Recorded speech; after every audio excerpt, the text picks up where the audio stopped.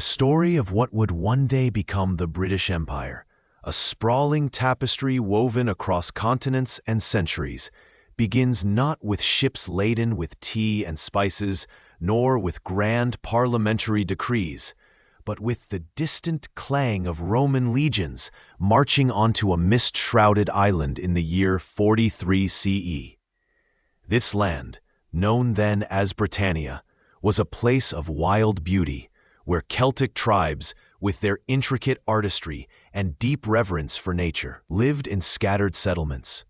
Imagine the scene: the great Roman fleet, an armada of triremes and transports, cutting through the gray waters of the English Channel, their sails billowing under the watchful eyes of Emperor Claudius, who, in a shrewd political move, sought to bolster his own prestige through conquest. Before the Romans, Britannia was largely a mystery to the wider Mediterranean world, glimpsed only through the accounts of traders and the brief, exploratory incursions of Julius Caesar nearly a century earlier. Caesar's expeditions in 55 and 54 BCE, though ultimately unsuccessful in establishing permanent control, offered Rome its first true glimpse of the island's potential and perhaps its formidable resistance. These early Britons, often depicted by Roman chroniclers as fierce warriors, painted themselves with woad for battle, a striking blue pigment that must have appeared terrifying to the disciplined Roman ranks. Their society was tribal, led by chieftains, and their spiritual life deeply intertwined with the natural world, guided by the enigmatic figures of the Druids. When Claudius launched his invasion, it was a far more substantial undertaking. 4 legions, some 20,000 men, alongside auxiliaries, landed at Richborough in Kent. The initial resistance was fractured.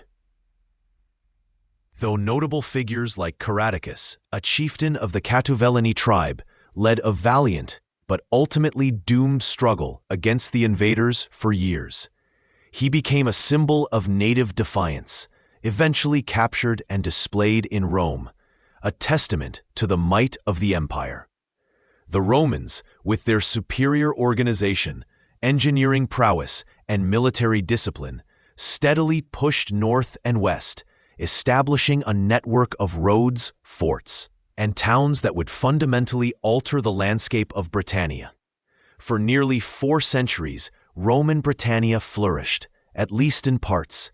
Cities like Londinium, London, Camulodunum, Colchester, and Eboracum, York, grew into bustling administrative and commercial centers, adorned with forums, basilicas, and bathhouses, echoing the grandeur of Rome itself.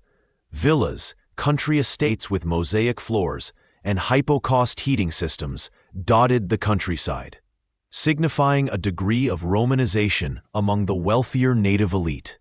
The economy shifted, embracing Roman coinage and trade networks, and agricultural practices evolved. Yet this Roman presence was always a veneer, particularly in the wilder north and west. Hadrian's Wall, a monumental stone barrier stretching 73 miles from coast to coast, built around 122 CE, stands as a stark reminder of the limits of Roman power. A physical manifestation of the frontier between the civilized world and the untamed lands beyond. Life under Roman rule was a complex blend of assimilation and resistance. While some Britons adopted Roman customs, language, Latin, and even citizenship, many others retained their Celtic traditions, particularly in the more remote areas. Historians still debate the extent to which Roman culture truly permeated the native population. Was it a deep, transformative process that fundamentally reshaped British identity, or merely a thin layer of Roman ethos applied to the elite and urban centers, leaving the vast majority of the population largely untouched? The archaeological record offers tantalizing clues. Roman pottery found in native settlements, Latin inscriptions alongside Celtic artwork, suggesting a dynamic interplay rather than outright replacement. Perhaps these walls whispered stories of both conqueror and conquered, their voices blending into a new, unique cadence. As the 4th century drew to a close, the vast Roman Empire began to groan under its own weight, beset by internal strife, economic woes, and mounting external pressures from barbarian tribes along its borders. Britannia, a distant province, became increasingly vulnerable. Roman legions were gradually withdrawn to defend the heartland, leaving the island exposed to raids from Picts in the north and Scoti from Ireland in the west. The year 410 CE marks a pivotal moment, though perhaps less dramatic than often imagined. Emperor Honorius famously sent a letter to the cities of Britannia, effectively telling them to look to their own defense. This was not an abrupt, total withdrawal, but rather a slow, agonizing unraveling, a fading light rather than a sudden darkness. With the departure of Roman authority, Britannia entered a period often referred to as the Dark Ages, a term that, while evocative, perhaps unfairly suggests a complete cultural collapse. It was more a period of profound transformation and fragmentation. The sophisticated Roman infrastructure, once maintained by the empire, began to decay. Roads fell into disrepair, towns dwindled, and the Latin language gradually receded, replaced by various dialects of Britannic, the ancestor of modern Welsh. This was a time of local warlords and petty kingdoms vying for control, a landscape of shifting alliances and constant skirmishes. Into this power vacuum stepped new arrivals, Germanic tribes from continental Europe, primarily the Angles, Saxons, and Jutes. These peoples, driven by population pressures, climate change, and the allure of fertile lands, had been raiding the British coast for decades, sometimes even serving as mercenaries for the Romans. Now, with the Roman legions gone, their incursions became migrations. According to later historical accounts, such as the Venerable Bede's Ecclesiastical History of the English People, completed in 731 CE, the native Britons, desperate for protection against the Picts and Scoti, invited some of these Germanic warriors to settle as foederati, or allies, in exchange for military service. This decision, if indeed it happened as described, proved to be a fateful one. The invited guests soon became conquerors. The Anglo-Saxons, as they collectively came to be known, were not a unified force, but a collection of distinct groups, each establishing their own kingdoms. The process was not swift or simple. It involved centuries of conflict, assimilation, and cultural exchange.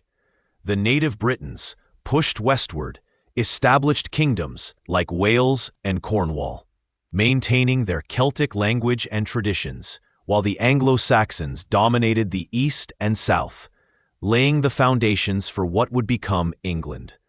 This period saw the emergence of powerful Anglo-Saxon kingdoms: Northumbria, Mercia, East Anglia, Essex, Sussex, Kent, and Wessex, the Heptarchy, as it was later termed. One of the more obscure details from this era is the fate of the Romanized Britons. Did they flee, fight, or integrate? Archaeological evidence suggests a complex picture. In some areas, Roman villas were simply abandoned, while in others, Anglo-Saxon settlements grew up alongside or even on top of Roman ruins, perhaps indicating a degree of continuity. The linguistic shift is profound. Old English, a Germanic language, largely supplanted Britannic in the lowlands, leaving only a scattering of Celtic place names. This linguistic dominance suggests that the Anglo-Saxon migrations were not just about conquest, but also about significant population movement. The early Anglo-Saxon period was characterized by constant warfare between these emerging kingdoms, as each sought dominance. Yet it was also a time of significant cultural development. Oral traditions, epic poems like Beowulf, though written down later, and intricate metalwork flourished. Christianity, which had taken root in Roman Britannia, largely retreated in the face of pagan Anglo-Saxon beliefs, only to be reintroduced from two directions. From Ireland via Scottish monks like St. Columba and St. Aidan, and directly from Rome with the arrival of St. Augustine in Kent in 597 CE. This dual conversion, sometimes leading to friction, ultimately led to the widespread adoption of Christianity across the Anglo-Saxon kingdoms, bringing with it literacy, monasticism, and closer ties to continental Europe. The conversion to Christianity was a slow, often violent process, but it laid the groundwork for a more unified cultural identity. Monasteries became centers of learning and art, preserving knowledge from the Roman past and creating new works, such as illuminated manuscripts. The spread of Christianity also brought a common legal framework and administrative practices, gradually paving the way for larger, more stable political entities. By the end of the 7th and into the 8th century, the Anglo-Saxon kingdoms, though still independent, were increasingly interconnected through trade, religious institutions, and dynastic marriages. The stage was being set for the eventual unification of England under a single crown, a process that would be accelerated and shaped by new external threats. The Roman legacy, though seemingly vanished, subtly influenced the landscape, the road networks, and even the very idea of a unified island, an echo in the mists of time. If you're enjoying this, liking and subscribing truly helps and is much appreciated. The whispers of the wind, once carrying the gentle hum of Anglo-Saxon life, began to shift, bringing with them a chill from across the northern seas. It was a coldness that spoke of longships carving through the waves, of dragon-headed prows rising from the mist, and of a new, formidable presence that would forever alter the tapestry of these islands.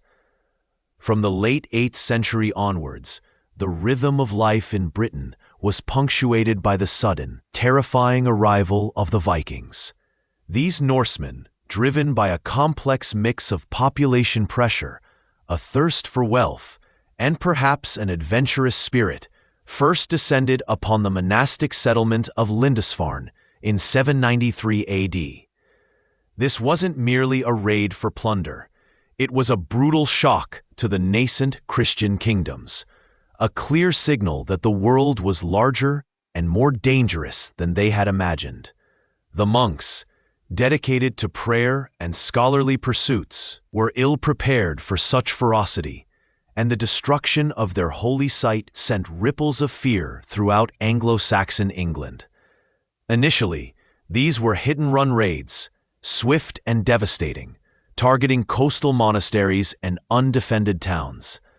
The Vikings would strike, seize what they could, and vanish back into the sea. But over time, their intentions grew bolder.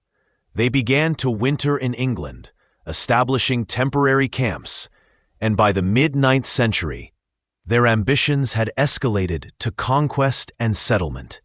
The Great Heathen Army, as it was known, landed in East Anglia in 865 AD, a force far larger and more organized than anything seen before. This was no mere raiding party. It was an army intent on carving out new territories. They systematically overwhelmed several Anglo-Saxon kingdoms, including Northumbria, East Anglia, and Mercia, leaving only Wessex, under the leadership of Alfred the Great, to stand against the tide. Alfred, a king of remarkable foresight and resilience, understood the existential threat posed by the Vikings. He engaged in a protracted struggle, suffering initial defeats but learning from each encounter. His victory at the Battle of Edington in 878 AD was a pivotal moment. It didn't expel the Vikings entirely, but it forced them to the negotiating table, leading to the Treaty of Wedmore. This treaty effectively divided England, establishing the Danelaw in the east and north, a region where Danish law and customs prevailed, while Wessex and the unconquered parts of Mercia remained under Anglo-Saxon control. This division, though a compromise, allowed for a period of uneasy coexistence and even cultural exchange. Viking place names, such as those ending in by, farm or settlement, or thorp, village, still dot the landscape of these regions today. Silent reminders of a time when Norse tongues were spoken alongside Old English. The presence of the Danelaw brought new words into the English language, enriching its vocabulary with terms like sky, leg, take, give, and anger. It also introduced new legal concepts and administrative practices. While the Anglo-Saxon kings, particularly Alfred's successors, gradually pushed back against Viking control, eventually uniting England under a single crown by the mid-10th century, the cultural imprint of the Norsemen remained. The unification, however, was fragile. The 11th century saw a resurgence of Viking power, this time in the form of the Danish king Canute the Great. Through a combination of military might and political maneuvering, Canute established a vast North Sea empire, ruling England, Denmark, and Norway for nearly 2 decades, 1016 to 1035. His reign, though foreign, brought a period of relative stability and prosperity to England, and he was largely seen as a just and effective ruler, even adopting Anglo-Saxon laws and customs. Yet Canute's empire dissolved after his death, and the English throne eventually reverted to the Anglo-Saxon line, with Edward the Confessor. Edward, a deeply religious man, had spent much of his exile in Normandy, a duchy in northern France, founded by Vikings or Norsemen, hence Normans, who had settled there generations earlier and adopted French language and customs. This connection to Normandy would prove fateful. Edward, who died childless in January 1066, left a contested succession. 3 main claimants emerged: Harold Godwinson, the powerful Earl of Wessex and Edward's brother-in-law, who was crowned king by the English Witenagemot Council. Shortly after Edward's death, Harald Hardrada, the formidable King of Norway, who claimed a prior agreement with a previous Danish king, and William, Duke of Normandy, who asserted that Edward had promised him the throne years earlier, a claim Harold Godwinson disputed, stating he had been coerced into an oath of support for William. The year 1066 became a crucible of destiny for England.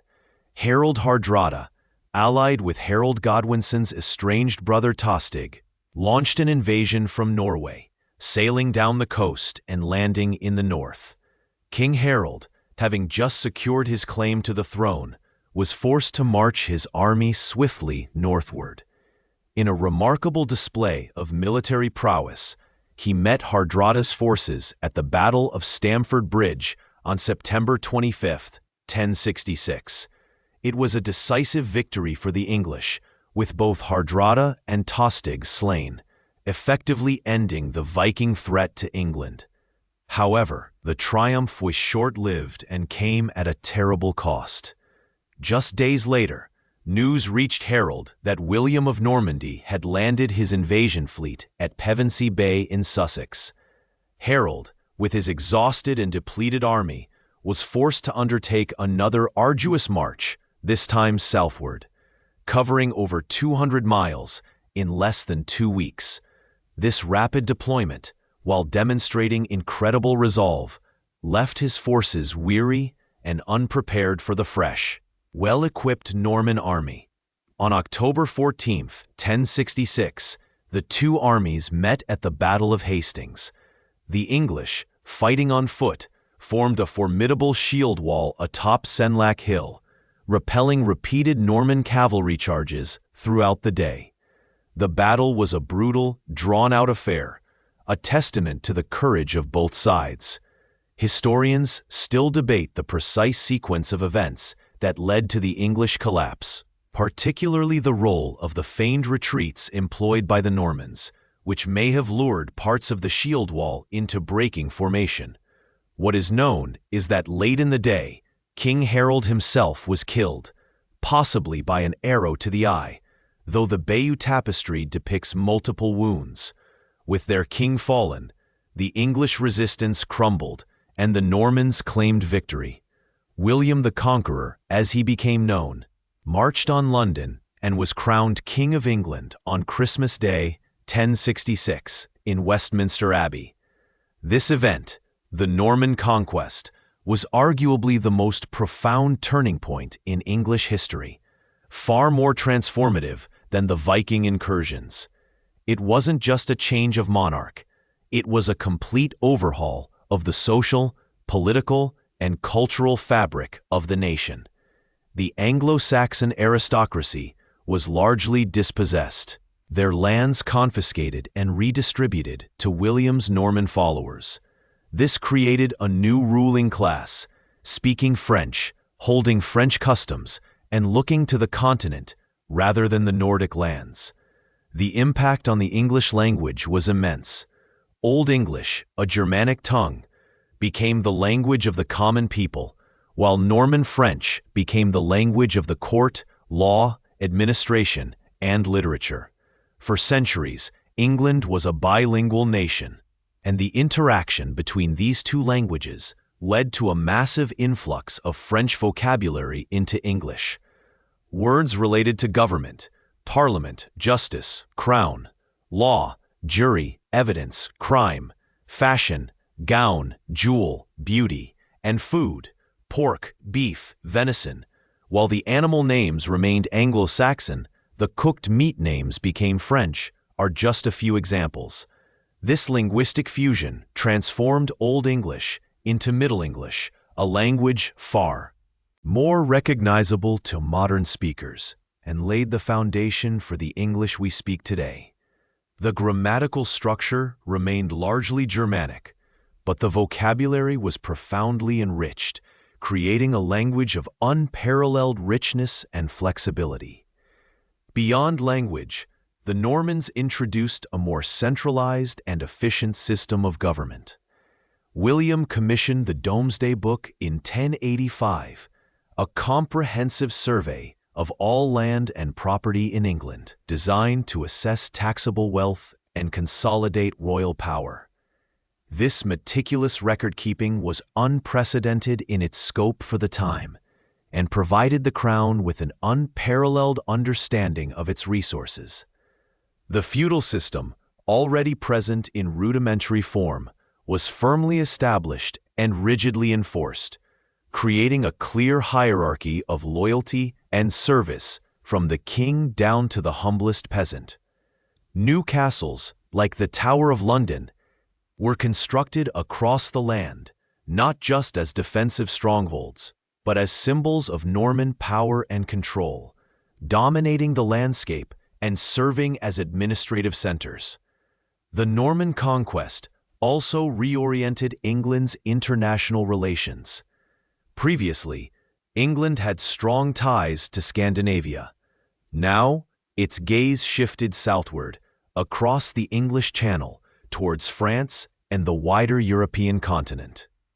This new orientation would shape English foreign policy and conflicts for centuries to come, leading to periods of intense engagement and rivalry with France.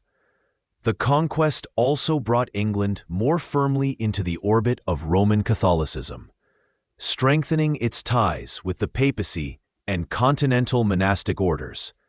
Yet, despite the profound changes, elements of Anglo-Saxon culture endured. Local customs and laws, though overlaid by Norman systems, did not entirely vanish. The common people continued to speak English, and over time, the Norman elite themselves began to adopt aspects of English culture, eventually leading to a synthesis that was uniquely English, yet deeply influenced by its continental conquerors. The legacy of 1066 is complex. A brutal invasion that brought about a new dynasty, a new language for the elite, and a new administrative structure, yet also laid the groundwork for a stronger, more unified kingdom with a vibrant, evolving culture. The gentle hum of Anglo-Saxon life was irrevocably altered, replaced by a richer, more complex symphony of voices and traditions, a prelude to the vast empire that would one day emerge from these shores. The very stones of the ancient churches, though perhaps silent, held within them the echoes of both Old English prayers and Norman French commands, a testament to the layered history of this island nation. The dawn of the second millennium found England a land still finding its footing, its identity forged in the crucible of conquest and restless ambition. The Norman yoke, once a fresh wound, had begun to meld with the Anglo-Saxon spirit, creating a unique tapestry of language, law, and lineage. Yet beneath this evolving surface, the currents of power churned ceaselessly, pulling the nascent kingdom into a series of internal struggles and outward assertions that would define its medieval character. One of the most enduring sagas of this era began not with a crown, but with a marriage, a union that would inadvertently set the stage for centuries of dynastic ambition and conflict. In 1152, Eleanor of Aquitaine, one of the wealthiest and most powerful women in Europe, married Henry Plantagenet, Duke of Normandy and Count of Anjou. 2 years later, upon the death of King Stephen, Henry ascended to the English throne as Henry II, founding the Plantagenet dynasty. This marriage brought vast swathes of French territory under English control, stretching from the Scottish borders down to the Pyrenees. Imagine the sheer scale of it, a king ruling lands that encompassed more of France than of England itself. This sprawling Angevin empire, as it came to be known, was less a unified state and more a collection of personal fiefdoms bound by the king's will, a complex web of loyalties and resentments that would inevitably fray. The Plantagenets, with their fiery tempers and boundless energy, were a force to be reckoned with. Henry II, a man of sharp intellect and formidable legal acumen, sought to consolidate royal power, often clashing with the entrenched feudal nobility, and famously, with the Church. His dispute with Thomas Becket, the Archbishop of Canterbury, over the jurisdiction of ecclesiastical courts, escalated into a bitter personal feud that tragically ended with Becket's murder in 1170 within his own cathedral. This shocking event sent ripples across Christendom, forcing Henry to perform public penance and ultimately strengthening the Church's position, at least for a time. Historians still debate the extent of Henry's culpability in Becket's death. Was it a direct order, but desperate outburst taken literally, or merely an unfortunate consequence of his well-known rages? The truth remains shrouded in the mists of medieval politics, but the impact was undeniable, cementing the Plantagenets' reputation for both ambition and volatility. The reigns that followed were a testament to this volatile legacy. Richard I, the Lionheart, spent the vast majority of his reign abroad, primarily on crusade, leaving England in the hands of regents and administrators. His legendary bravery on the battlefield was matched only by his indifference to the day-to-day governance of his kingdom. It was during the tumultuous reign of his younger brother, King John, that the simmering tensions between the crown and its powerful barons finally boiled over. John, characterized by his contemporaries as a cruel and capricious ruler, lost most of the Plantagenet lands in France to King Philip II of France by 1204, earning him the moniker Lackland in some historical accounts. though this was more a reflection of his perceived failure than a literal loss of all territory. His heavy taxation and arbitrary rule eventually led to a rebellion of the barons, culminating in the signing of Magna Carta at Runnymede in 1215. This document, initially a pragmatic peace treaty between a king and his rebellious subjects, laid foundational principles that would echo through centuries. The idea that even the king was subject to the law and that certain rights belonged to free men. While its immediate impact was limited, being almost immediately annulled by John and later reissued, Magna Carta's symbolic power grew over time, becoming a cornerstone of English constitutional law and a beacon for future struggles for liberty. The 13th century saw the gradual evolution of Parliament, originally a gathering of nobles and clergy summoned by the king for advice and consent, particularly regarding taxation. Simon de Montfort, a powerful baron who led a rebellion against Henry III, famously summoned representatives from towns and shires to his parliament in 1265, a significant step towards a more representative body. Though his rebellion ultimately failed, the precedent was set, and by the end of the century, under Edward I, Parliament began to take on a more regular and defined role, slowly shifting the balance of power within the kingdom. Edward I, known as Longshanks and the Hammer of the Scots, was a king of immense ambition and military prowess. He was determined to assert English dominance over the entirety of Britain. His campaigns against Wales led to its complete subjugation by 1283, marked by the construction of formidable castles like Conwy and Caernarfon, architectural marvels that still stand sentinel over the Welsh landscape. These castles, built with astonishing speed and scale, were not just defensive strongholds, but symbols of English power, designed to intimidate and control the newly conquered territories. Edward's focus then turned north, to Scotland. The Scottish Wars of Independence, sparked by a disputed succession and Edward's heavy-handed intervention, would rage for decades. Figures like William Wallace and Robert the Bruce became legendary heroes in the Scottish struggle for freedom, their names forever etched in the annals of resistance. The Battle of Bannockburn in 1314, a decisive Scottish victory under Robert the Bruce against Edward II, marked a turning point, ensuring Scottish independence for centuries to come, though the shadow of English ambition would never fully recede. The 14th century brought further upheaval, not just from within Britain, but from across the Channel.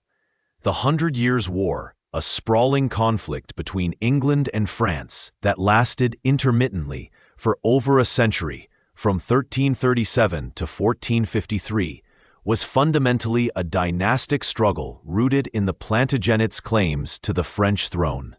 Edward III, a grandson of the French king Philip IV through his mother, asserted his claim to the French crown, igniting a conflict that would profoundly shape both nations.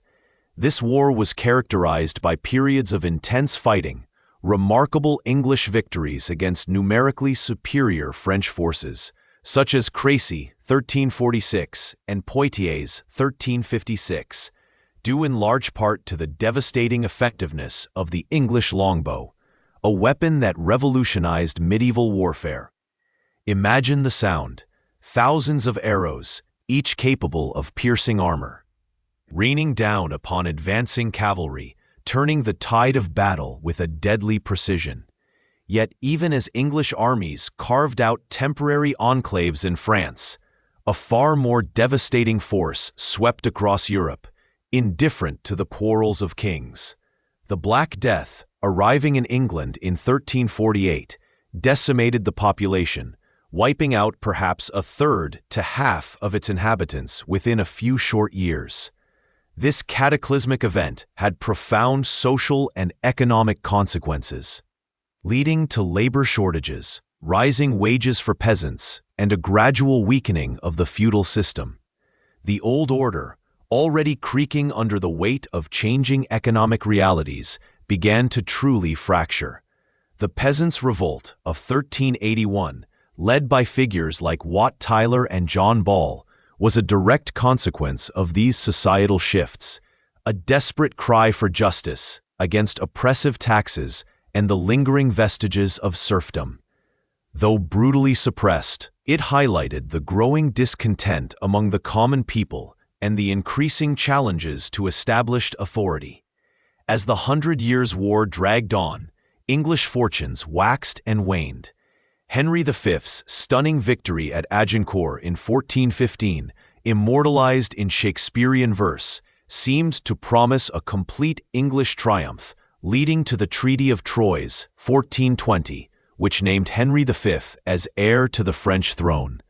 But the tide turned wit, and the emergence of Joan of Arc, a peasant girl who inspired the French forces and played a pivotal role in lifting the siege of Orléans, 1429, galvanizing French resistance. By 1453, England had lost all its French territories save for Calais, marking the end of its continental ambitions and forcing it to look inward towards its own island identity. The conclusion of the 100 Years' War, however, did not bring peace to England. Instead, it merely redirected the energies of its powerful noble families towards a new, devastating internal conflict, the Wars of the Roses. This dynastic struggle, lasting intermittently from 1455 to 1487, pitted two branches of the Plantagenet family against each other: the House of Lancaster, symbolized by a red rose, and the House of York, represented by a white rose. The origins of the conflict were complex, rooted in a weak king, Henry VI of Lancaster, ambitious magnates, and a lingering sense of grievance from the perceived usurpation of the throne by Henry IV in 1399. The Wars of the Roses were characterized by brutal battles, shifting alliances, and a rapid succession of kings. Imagine the anxiety of the common people, caught between the shifting loyalties of powerful lords, their lives and livelihoods often dependent on the outcome of distant skirmishes. Families were torn apart by divided loyalties, and the very fabric of society seemed to unravel. Key battles like Towton, 1461, the bloodiest battle ever fought on English soil, saw tens of thousands perish in a single day, a stark reminder of the ferocity of the conflict. The throne changed hands multiple times. Edward IV of York seized the crown from Henry VI, only to lose it briefly before reclaiming it. Richard III, perhaps the most controversial figure of the era, ascended to the throne in 1483 amidst accusations of murdering his young nephews, the princes in the Tower. Historians continue to debate the truth of these accusations, with some arguing for his innocence and others presenting compelling evidence of his culpability. The mystery of the prince's fate remains one of the enduring enigmas of English history, their disappearance a dark stain on the reputation of the last Plantagenet king. The long and bloody saga of the Plantagenets finally came to an end on a muddy field in Leicestershire. On August 22, 1485, at the Battle of Bosworth Field, Richard III faced Henry Tudor, a distant Lancastrian claimant who had gathered support and returned from exile. Richard, fighting bravely, was killed in battle, making him the last English king to die on the battlefield. His crown, famously found in a hawthorn bush, was placed upon Henry Tudor's head, marking the end of the Plantagenet era and the beginning of the Tudor dynasty. Henry VII, as he became, married Elizabeth of York, daughter of Edward IV, symbolically uniting the warring houses and bringing a fragile peace to a kingdom exhausted by decades of internecine conflict. The Wars of the Roses, though devastating, ultimately paved the way for a new era of stronger central monarchy as the old feudal nobility, so instrumental in the conflict, had been significantly weakened and many of its leading figures eradicated. England, battered but not broken, stood on the cusp of a new age, ready to look beyond its internal squabbles and towards a future that would reshape its place in the world. The echoes of these medieval struggles, of kings and commoners, of power and principle, would continue to resonate, shaping the very foundations upon which a global empire would eventually rise. The tapestry of England, woven with threads of medieval chivalry and dynastic struggle, now began to shimmer with new, vibrant hues. The Wars of the Roses had scarred the land, leaving a yearning for stability that the Tudors, a new dynasty emerging from the conflict, were uniquely positioned to fulfill. Henry VII, the first Tudor king, ascended the throne in 1485, a shrewd and pragmatic ruler who understood the fragility of his claim. He meticulously rebuilt the royal treasury, not through grand conquests, but through careful administration, advantageous marriages, and the avoidance of costly wars. He curbed the power of the overmighty nobles, dismantling their private armies and ensuring that justice flowed from the crown, not from feudal lords. His reign, often overlooked in favor of his more flamboyant descendants, laid the essential foundations of a strong, centralized monarchy, a bedrock upon which the future of England would be built. Yet it was his son, Henry VIII, who would truly reshape the spiritual and political landscape of the nation, setting in motion forces that would echo for centuries. The young Henry, a Renaissance prince of formidable intellect and athletic prowess, initially seemed destined for a conventional reign. He was a devout Catholic, even earning the title Defender of the Faith from the Pope for his theological writings against Martin Luther's burgeoning Protestant ideas. However, the king's desperate desire for a male heir, coupled with his growing infatuation with Anne Boleyn, led him down an unforeseen path. His marriage to Catherine of Aragon had produced only a daughter, Mary, and the lack of a son threatened the very stability his father had so carefully cultivated.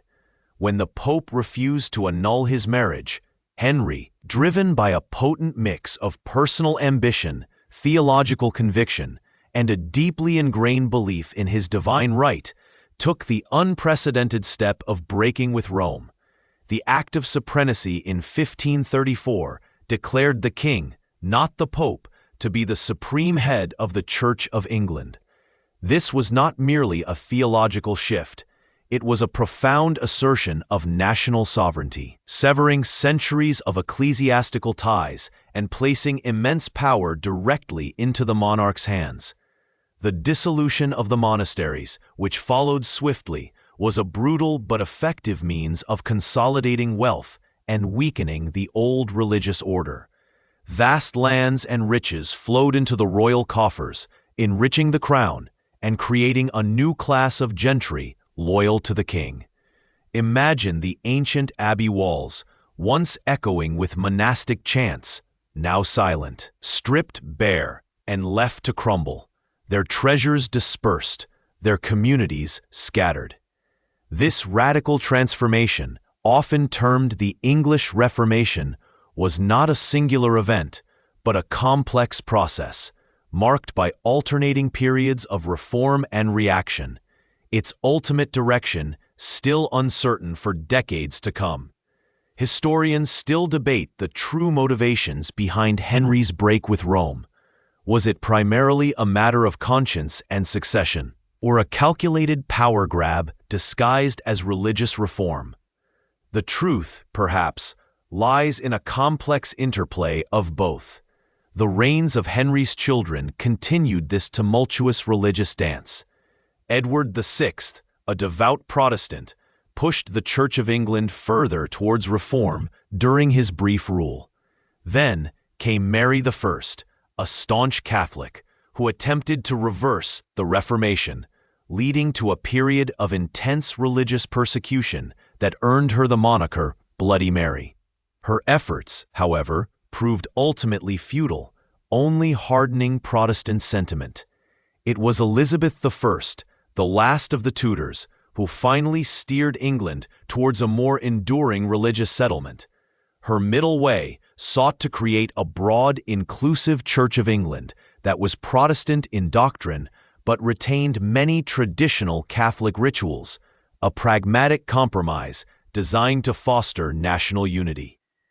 Elizabeth's reign, spanning from 1558 to 1603, is often hailed as a golden age, a period of remarkable cultural flourishing and burgeoning national pride. Shakespeare penned his timeless plays, explorers like Francis Drake circumnavigated the globe, and English ships, though smaller, challenged the might of the Spanish Armada. The defeat of the Spanish Armada in 1588 was a pivotal moment, not just a military victory, but a powerful symbolic assertion of England's growing naval power and its emergence as a significant player on the world stage. It instilled a deep sense of national destiny and confidence, fueling further maritime exploration and commercial ventures. This era also saw the tentative beginnings of English overseas expansion. While Spain and Portugal had already established vast colonial empires, England was a latecomer to the game. Early attempts at colonization, like the Roanoke settlement in North America, famously vanished without a trace, a mystery that continues to intrigue historians and archaeologists alike. Perhaps these early failures were simply lessons learned, paving the way for more successful ventures in the next century.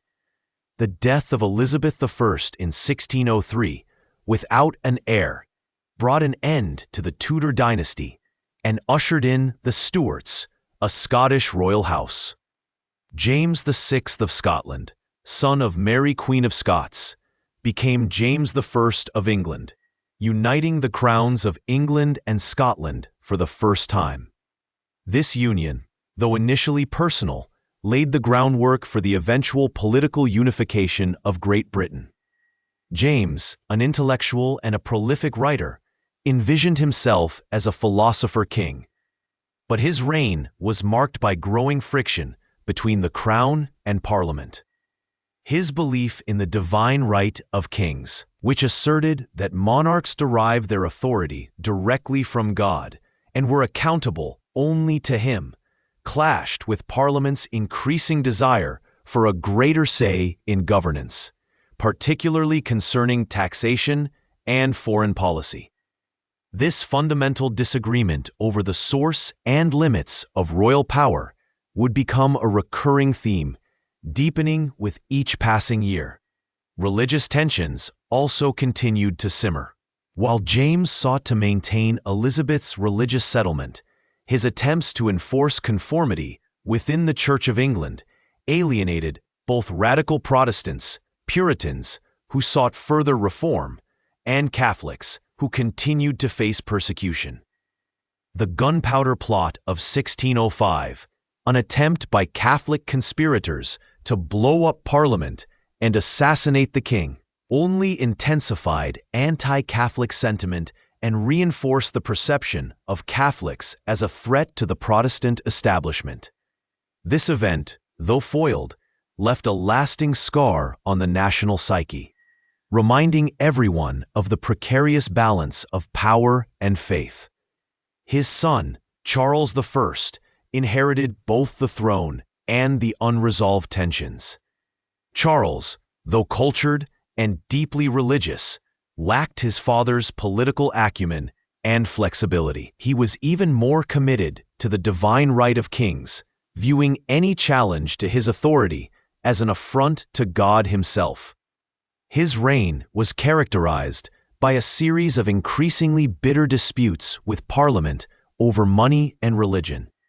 Charles's need for funds, particularly for costly foreign wars, often led him to resort to unpopular measures like forced loans and shit money.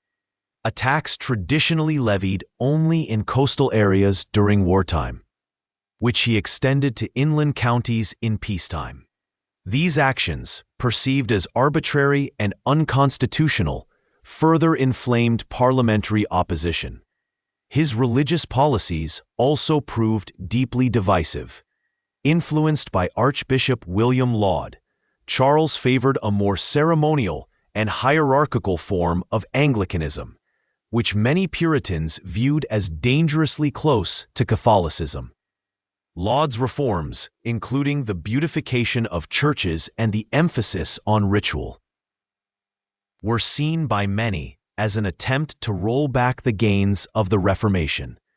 When Charles attempted to impose the English prayer book on Presbyterian Scotland, it sparked a rebellion, the Bishops' Wars, which ultimately forced him to recall Parliament in 1640 after an 11-year hiatus. This long Parliament, as it came to be known, was determined to assert its authority and address the grievances that had accumulated over years of royal absolutism. The relationship between king and Parliament quickly deteriorated into an open struggle for supremacy. Parliament, emboldened by public discontent, passed a series of acts limiting royal power, including the abolition of the Star Chamber and the Triennial Act, which mandated that Parliament meet at least once every 3 years. Charles, feeling his authority systematically undermined, eventually attempted to arrest 5 leading members of Parliament in 1642, an act of unprecedented aggression that shattered any remaining hope of a peaceful resolution. The king's failed attempt to seize the parliamentarians who had been forewarned and fled marked the point of no return. The nation, already fractured by religious and political divisions, stood on the brink of civil war. The subtle whispers of discontent had grown into a roar, and the gentle unfolding of history was about to give way to the thunder of conflict. A conflict that would fundamentally redefine the relationship between the monarch and the people, and set England on a new, uncertain course. The air in London, once thick with the scent of coal smoke and river mud, now carried a new, unsettling tang, the scent of change, of gunpowder, and of a king's defiance. Charles I, a monarch who believed in the divine right of kings with an unwavering conviction, found himself increasingly at odds with a parliament determined to assert its own authority. For years, the tensions had simmered, a low rumble beneath the surface of English society. Charles, often seen as aloof and stubborn, had dissolved Parliament multiple times, ruling for 11 years without summoning it, a period known as the Personal Rule. During this time, he sought to raise funds through ancient, often unpopular, levies like ship money, traditionally a tax on coastal towns for naval defense, but now extended to inland counties. This perceived overreach, coupled with his high Anglican religious policies, which many Puritans viewed as too close to Catholicism, ignited a slow-burning fuse. The spark that finally set England ablaze was not domestic, but Scottish. Charles' attempts to impose a new prayer book on the Presbyterian Scots led to open rebellion in 1639. The so-called Bishops' Wars. Needing funds to suppress the rebellion, Charles was forced to recall Parliament in 1640. This Long Parliament, as it became known, was not easily dismissed. It was determined to redress grievances, curb royal power, and assert its own supremacy. The debates grew increasingly acrimonious, the chasm between king and Parliament widening with each passing month. Petitions poured in, grievances mounted, and the nation held its breath. By 1642, the fragile peace shattered. King Charles, attempting to arrest 5 leading members of Parliament, marched into the House of Commons with armed guards, an unprecedented violation of parliamentary privilege. Though the MPs had already fled, this act of royal aggression was a profound miscalculation, solidifying Parliament's resolve and pushing the nation to the brink. The king effectively declared war on his own Parliament, raising his standard at Nottingham in August 1642, a symbolic act that marked the official beginning of the English Civil War. The conflict that followed was not simply a struggle between king and Parliament. It was a war that tore families apart, pitted neighbor against neighbor, and reshaped the very fabric of English society.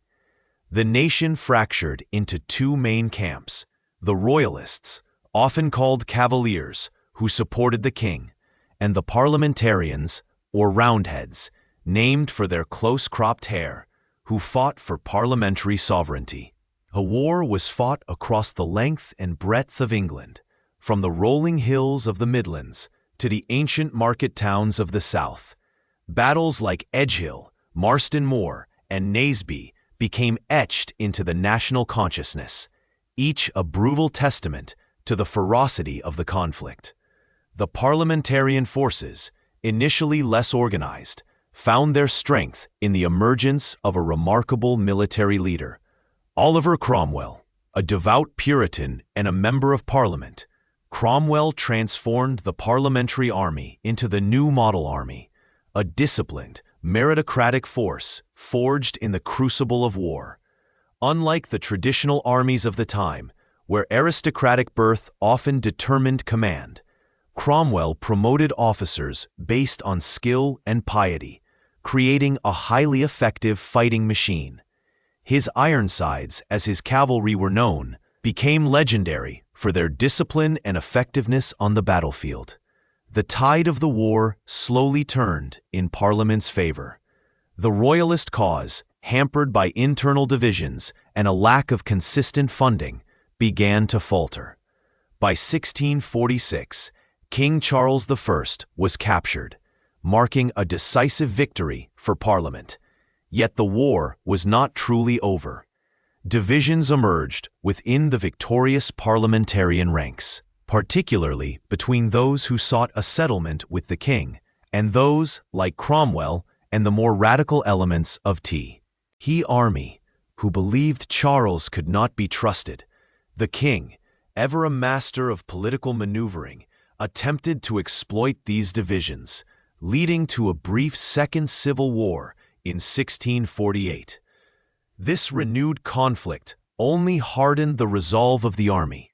Believing Charles to be a man of blood who had brought ruin upon the nation, a radical faction within the army, led by Colonel Pride, purged Parliament of those sympathetic to the king, an event known as Pride's Purge.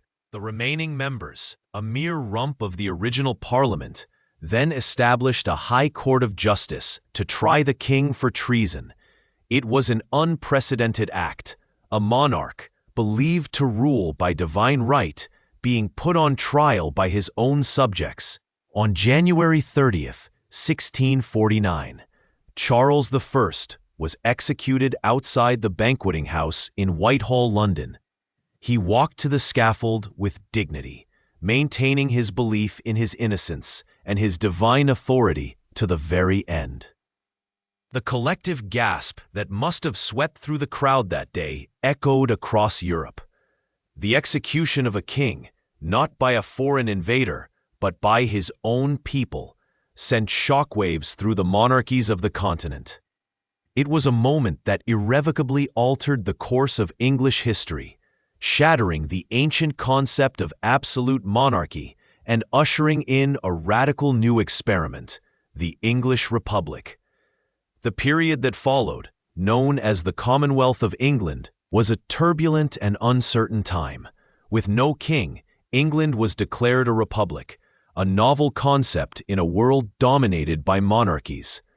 Power initially rested with the rump parliament, but true authority increasingly lay with the army and its formidable leader, Oliver Cromwell.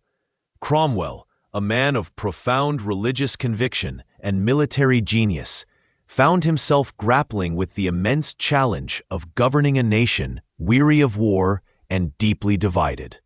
He brutally suppressed rebellions in Ireland and Scotland, consolidating English control, but leaving a legacy of bitterness and resentment, particularly in Ireland, where land was confiscated and Catholic worship suppressed.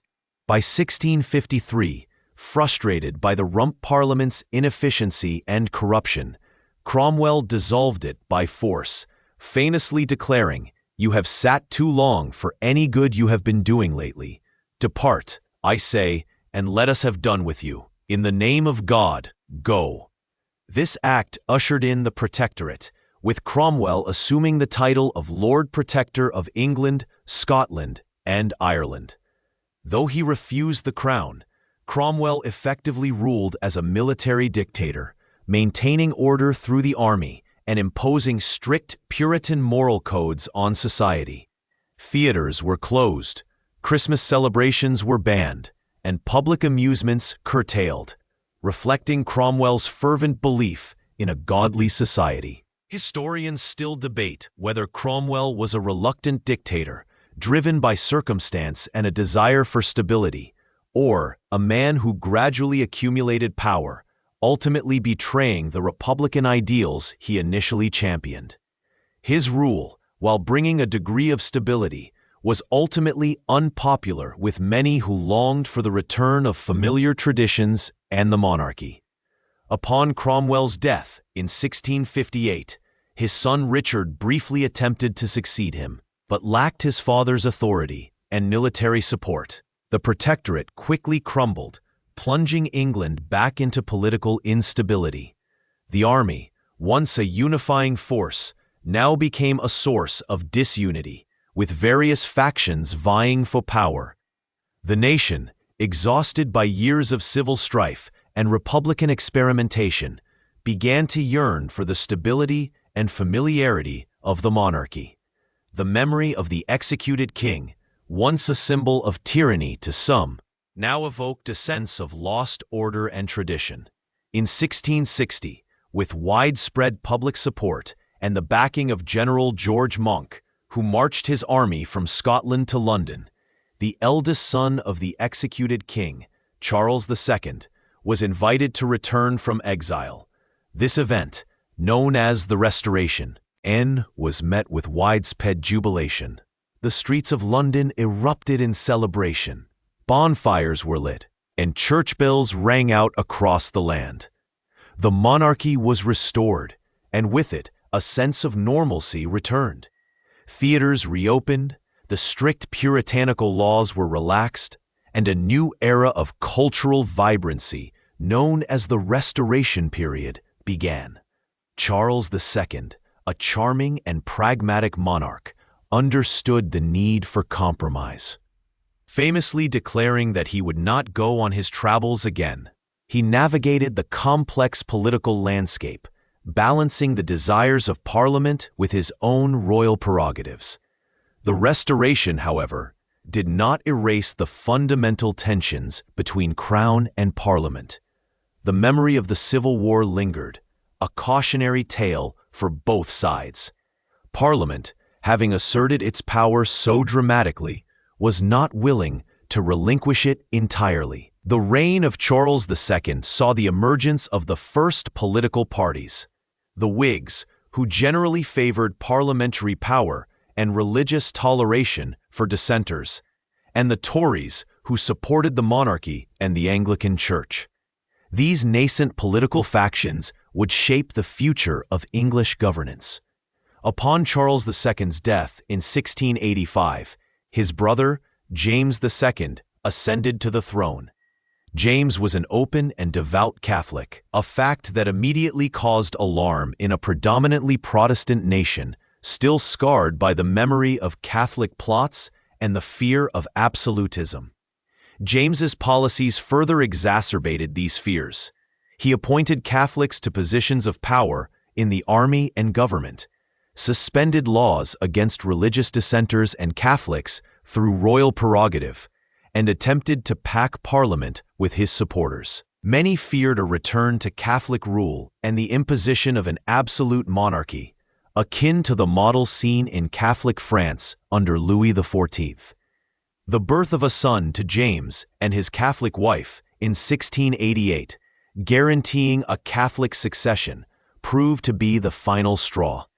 The prospect of a permanent Catholic dynasty in England was intolerable to many. A coalition of leading parliamentarians, both Whig and Tory, fearing for the future of Protestantism and parliamentary liberties, secretly invited James's Protestant daughter, Mary, and her husband, William of Orange, the stadtholder of the Dutch Republic, to intervene. William, a skilled military commander and a staunch Protestant, saw an opportunity to bring England into his alliance against Catholic France. In November 1688, William landed with a large Dutch army at Torbay in England. James II, finding himself deserted by his army and even his own daughters, made little attempt to resist. He eventually fled to France, effectively abdicating the throne. This remarkable event, accomplished with minimal bloodshed, became known as the Glorious Revolution. It was a pivotal moment in English history, one that cemented the supremacy of Parliament over the Crown. William and Mary were offered the throne not by hereditary right, but by Parliament, on condition that they accept the Declaration of Rights, which was soon codified into the Bill of Rights in 1689. This landmark document enshrined parliamentary supremacy, guaranteeing regular parliamentary sessions, freedom of speech within Parliament, and prohibiting the monarch from suspending laws or raising taxes without parliamentary consent. It also stipulated that no Catholic could ever again ascend to the English throne. The Glorious Revolution was not a revolution in the sense of a radical social upheaval, but rather a profound constitutional shift. It established the principle of a constitutional monarchy, where the monarch's power was limited by law and dependent on the consent of Parliament. While the monarchy remained, its role was fundamentally altered. No longer could a king claim divine right to rule unchecked. Instead, the crown became an integral part of a system of shared governance, with Parliament holding the ultimate legislative authority. This period of intense political and social transformation, from the execution of a king to the establishment of parliamentary supremacy, laid the foundation for the political stability that would allow England to flourish in the centuries to come, setting the stage for its eventual rise as a global power. The echoes of these struggles, the debates over liberty and authority, still resonate in the halls of power today, a testament to the enduring legacy of a period when England truly found its voice. As the 18th century dawned, a new chapter began to unfold for Britain, one marked by an almost insatiable hunger for expansion and an ever-tightening grip on the reins of global commerce. The foundations laid in previous centuries, through exploration and nascent trade, now solidified into a coherent, aggressive strategy known as mercantilism. This economic philosophy, widely embraced across Europe, posited that national wealth and power were best served by maximizing exports and minimizing imports, thereby accumulating precious metals like gold and silver. For Britain, this translated into a relentless pursuit of colonies, not merely as distant outposts, but as vital cogs in a vast, self-sustaining economic machine. These territories were seen as sources of raw materials: sugar from the Caribbean, tobacco from North America, cotton from India, that would feed British industries, and as captive markets for manufactured goods flowing back from the mills and workshops of the homeland. The Royal Navy, once a protective shield, now transformed into an instrument of imperial ambition, its sails billowing across every ocean. Its ships, laden with cannons, ensured the safe passage of merchant vessels, enforced trade monopolies, and projected British power far beyond its island shores. The Caribbean, with its sun-drenched islands, became a crucible of immense wealth and profound human suffering. Plantations, worked by enslaved Africans, churned out sugar, a commodity so valuable it was often referred to as white gold. The profits from this trade fueled the growth of port cities like Bristol and Liverpool, transforming them into bustling hubs of commerce, their docks perpetually crowded with ships arriving from and departing to the tropics. The sheer volume of sugar imported into Britain by the mid-18th century was staggering. By 1750, it constituted roughly 1/5 of all British imports by value, illustrating the central role of the West Indies in the burgeoning imperial economy. Yet, this era of burgeoning wealth was inextricably linked to the dark shadow of the transatlantic slave trade. British ships, particularly those from Liverpool, became dominant carriers in this horrific commerce, transporting millions of Africans across the Middle Passage to toil under brutal conditions. The economic rationale for slavery was deeply embedded in the mercantilist system, viewed as a necessary evil or even a beneficial one by its proponents, to ensure the profitability of colonial enterprises. The human cost, however, was immeasurable, leaving an indelible stain on the fabric of British history. Across the Atlantic, the North American colonies continued their steady growth, a diverse tapestry of settlements stretching from the rocky shores of New England to the fertile lands of Georgia. These colonies, while nominally under British control, developed their own distinct identities and economies. New England thrived on fishing, shipbuilding, and small-scale manufacturing, while the southern colonies, particularly Virginia and Maryland, became vast agricultural estates. Their fortunes tied to tobacco, the British government, through various acts and regulations, sought to ensure that colonial trade benefited the mother country. The Navigation Acts, for example, mandated that most colonial goods be transported on British ships and often routed through British ports, further cementing the mercantilist framework. This system, while providing a degree of protection and stability, also sowed seeds of resentment among the colonists, who increasingly felt their economic freedoms were being curtailed. The expansion of British power was rarely a peaceful affair.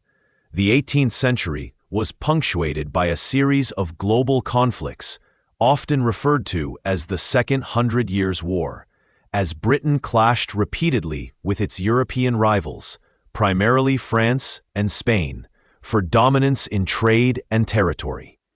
These wars, fought on battlefields across Europe, in the Americas and in Asia, were not merely about dynastic succession or continental power balances. They were fundamentally about control of global resources and trade routes. The War of the Austrian Succession, 1740 to 1748, and the 7 Years' War, 1756 to 1763, are prime examples. The 7 Years' War, in particular, was a truly global conflict, often considered by some historians to be the First World War. It pitted Britain and Prussia against a coalition of France, Austria, Russia, and Spain.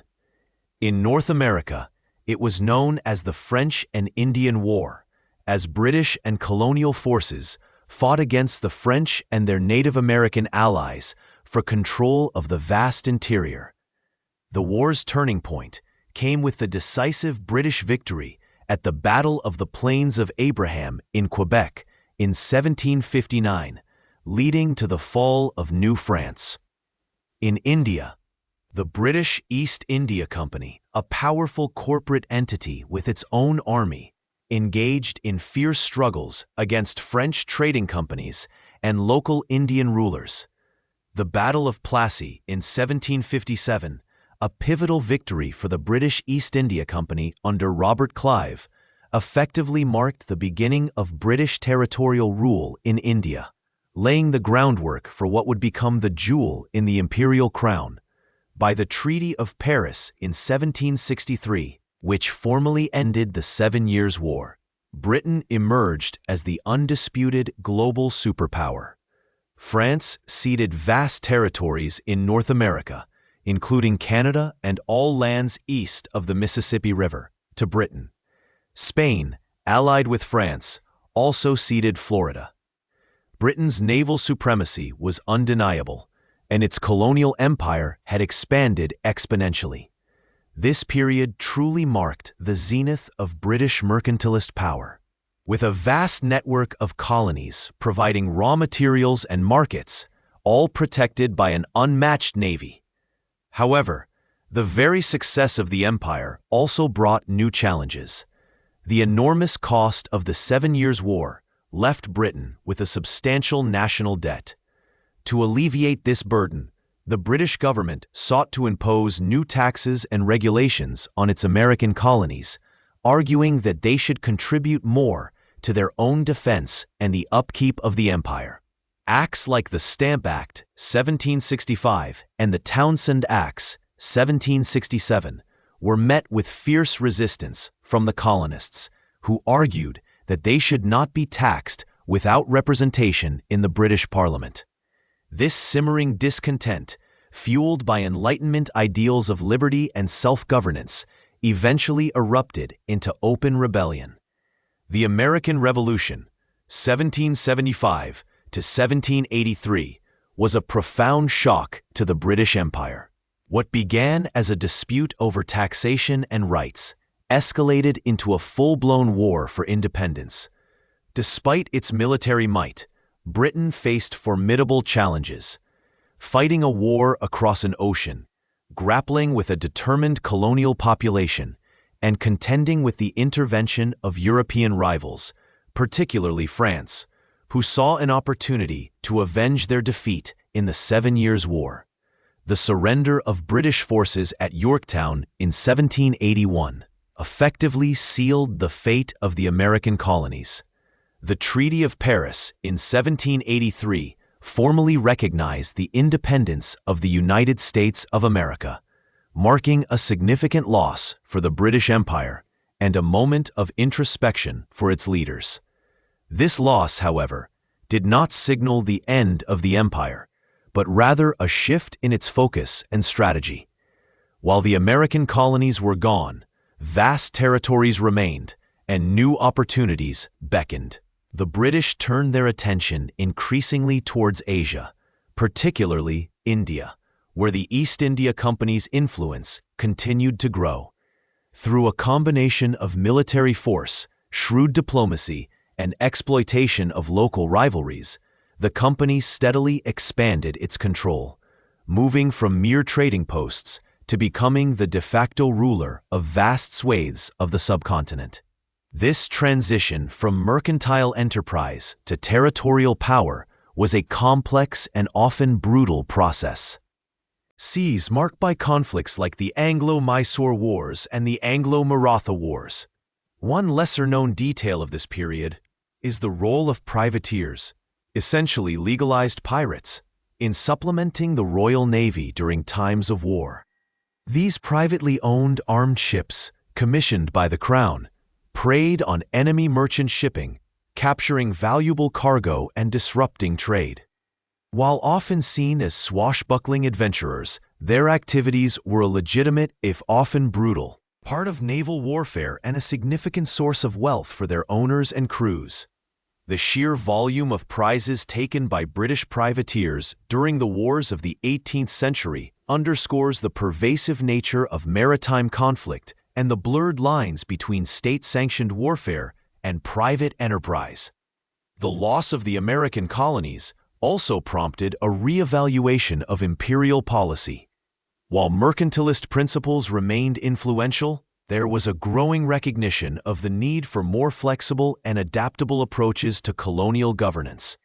The idea of responsible government and greater autonomy for settler colonies would gradually emerge in the coming centuries, though not without further struggles and evolutions. Historians still debate the precise impact of the American Revolution on the long-term trajectory of the British Empire. Some argue that it forced Britain to become more efficient and adaptable, leading to a more robust Second Empire focused on India and other territories. Others contend that it was a significant blow that exposed the inherent contradictions of an empire built on both liberty and exploitation, setting a precedent for future independence movements. Perhaps these debates will continue to echo through the halls of history, a testament to the enduring complexity of this transformative period. As the 18th century drew to a close, Britain, though bruised by the American loss, stood as a formidable global power. Its naval dominance was largely unchallenged. Its commercial networks spanned the globe, and its influence in India was rapidly solidifying into direct rule. The foundations of a vast interconnected empire had been laid, built on the pillars of trade, military might, and the often brutal realities of colonial expansion. The seeds of future conflicts and transformations were already sown, waiting for the dawn of the 19th century to fully blossom. The world was shrinking, connected by the ceaseless flow of ships, goods, and ideas, all increasingly orchestrated from the small island nation of Great Britain.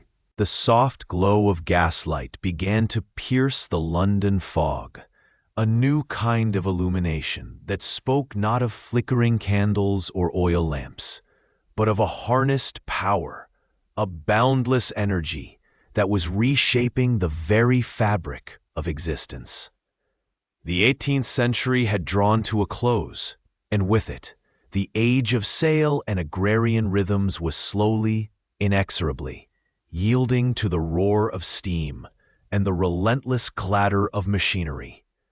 This was the dawn of the Industrial Revolution, a period of profound transformation that would not only redefine Britain, but also irrevocably alter the course of its empire. The initial sparks of this revolution were modest, almost unassuming. In the textile mills of Lancashire, simple wooden spinning jennies, invented by James Hargreaves around 1764, began to multiply the output of yarn. Soon, Richard Arkwright's water frame, patented in 1769, harnessed the power of flowing water to spin stronger threads, leading to the establishment of the first true factories. These were no longer cottages where families wove by hand, but sprawling structures, often built beside rivers, their windows ablaze with the light of ceaseless labor.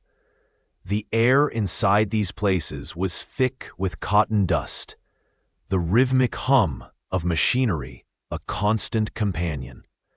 But it was the steam engine, more than any other invention, that truly unleashed the Industrial Revolution's transformative power. Thomas Newcomen had devised an atmospheric engine in the early 18th century, primarily for pumping water out of mines. Yet it was James Watt, working in the latter half of the century, who dramatically improved its efficiency, patenting his separate condenser in 1769. Watt's engine freed factories from their reliance on water power, allowing them to be built anywhere coal could be delivered.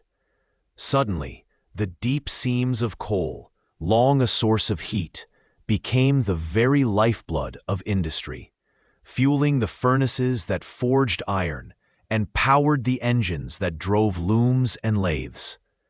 The implications for the empire were vast and immediate. Britain, with its abundant coal and iron ore deposits, its navigable rivers, and its burgeoning population, was uniquely positioned to lead this industrial charge. The factories churned out unprecedented quantities of goods: cotton textiles, iron tools, machinery, far more than the domestic market could absorb.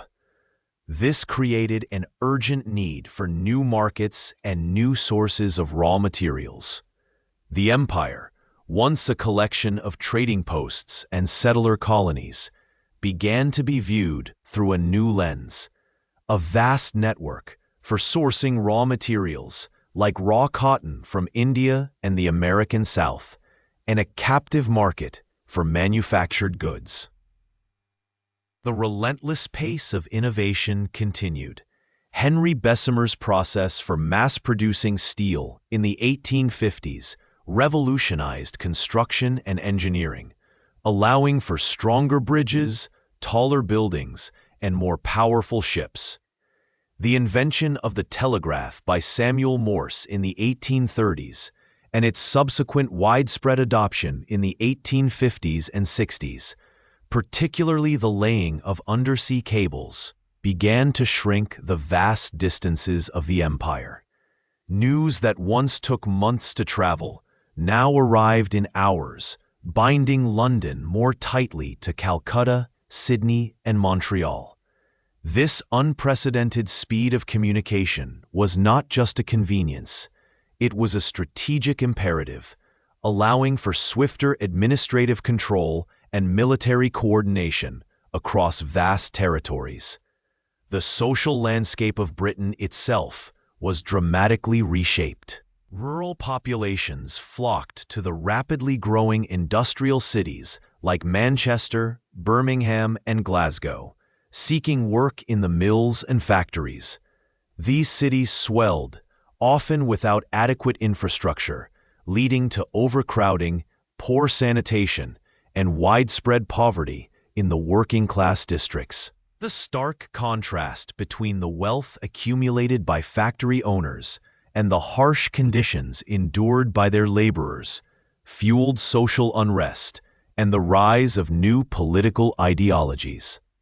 Yet, from the perspective of imperial expansion, this burgeoning population also provided a ready supply of soldiers, sailors, and administrators for the ever-expanding empire. The military implications were equally profound. Industrialization provided Britain with an unparalleled advantage in terms of weaponry and naval power. Ironclad warships, powered by steam, could travel faster and carry heavier armaments than their wooden predecessors. Rifled artillery and later machine guns, developed in the latter half of the 19th century, gave British forces a devastating advantage over indigenous populations armed with older technologies. This technological superiority became a key enabler of imperial expansion, allowing smaller British forces to subdue much larger, less technologically advanced adversaries. Consider the Opium Wars with China in the mid-19th century. Britain, driven by a desire to redress its trade imbalance with China and open up new markets, resorted to force. The superior firepower of the Royal Navy, including steam-powered gunboats, easily overwhelmed Chinese junks and coastal defenses. The Treaty of Nanking in 1842, which concluded the First Opium War, forced China to open treaty ports, cede Hong Kong, and pay indemnities. This was a clear demonstration of how industrial might translated directly into imperial dominance, carving out spheres of influence and asserting economic control. The scramble for Africa in the late 19th century offers another stark example.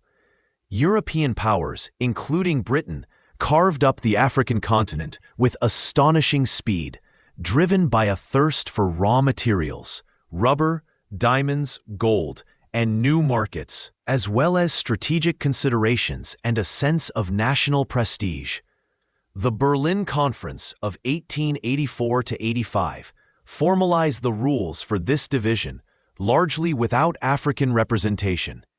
Britain, leveraging its industrial strength and naval supremacy, acquired vast territories, from Egypt in the north to the Cape Colony in the south, envisioning a continuous Cape to Cairo railway line that would span the continent. a testament to their engineering prowess and imperial ambition. However, the human cost of this expansion was immense. The relentless demand for raw materials often led to exploitative labor practices in the colonies, from the forced cultivation of cash crops to the brutal conditions in mines. In India, the jewel in the crown, the British Raj, established after the Indian Rebellion of 1857, solidified direct British rule. India became a crucial source of raw cotton for Lancashire's mills, jute for packaging, and tea for British tables. Its vast railway network, built by British engineers, primarily served to transport raw materials to ports for export and British manufactured goods into the interior, rather than fostering internal economic development.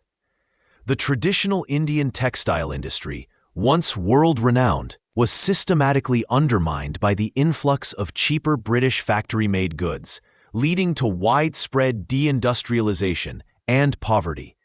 The construction of these vast imperial networks, from railways in India to telegraph lines across continents, required immense capital.